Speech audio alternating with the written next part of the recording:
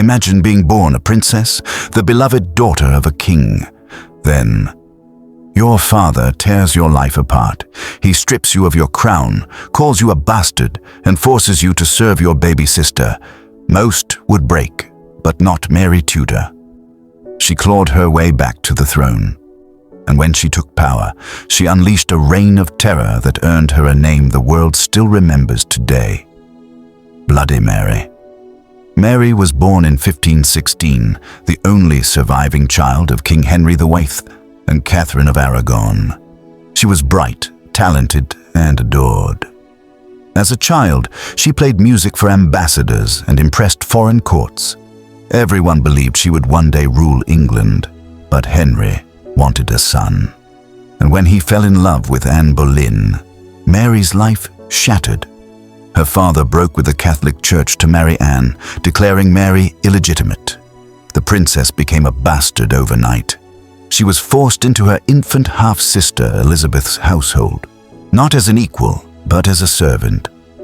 Mary adored her mother Catherine, and she refused to recognize Anne as queen.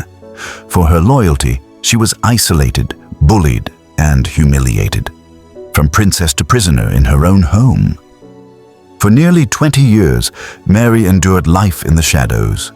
Her father remarried again and again, producing new queens and new heirs.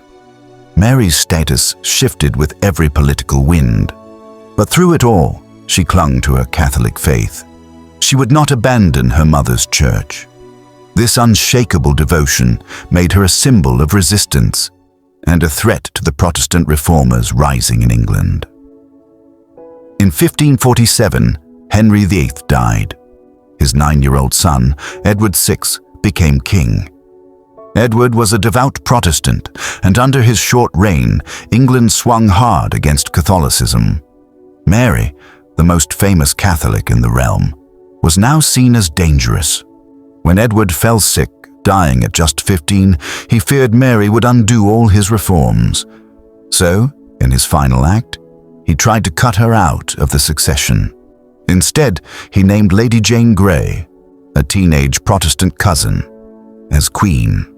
But Mary was no longer the powerless girl she once was. She gathered supporters, rallied nobles, and marched on London. Tens of thousands joined her cause. The people wanted Henry's true daughter, not a political puppet. Lady Jane Grey's reign lasted just 9 days. Mary entered London in triumph. The bastard child was queen at last. Mary's victory was historic, the first woman ever crowned in her own right as Queen of England. But the dream quickly turned dark. Mary believed her mission was divine, to restore England to Catholicism.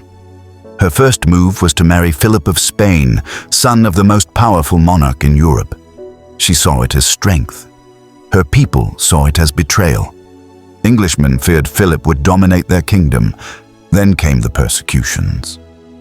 In 1555, her government began executing Protestants who refused to convert, not quietly, but by burning them alive. Over 3 years, more than 280 men and women met their deaths in the flames. Famous bishops, preachers, even ordinary villagers. The fires of Smithfield and Oxford lit the night sky. Mary believed she was saving souls, but her people saw horror, and she gained a name that would haunt her forever. Bloody Mary. Even as her enemies burned, Mary longed for one thing, a child. She believed she was pregnant, twice. Her belly swelled, her symptoms convinced her court, but both times they were false.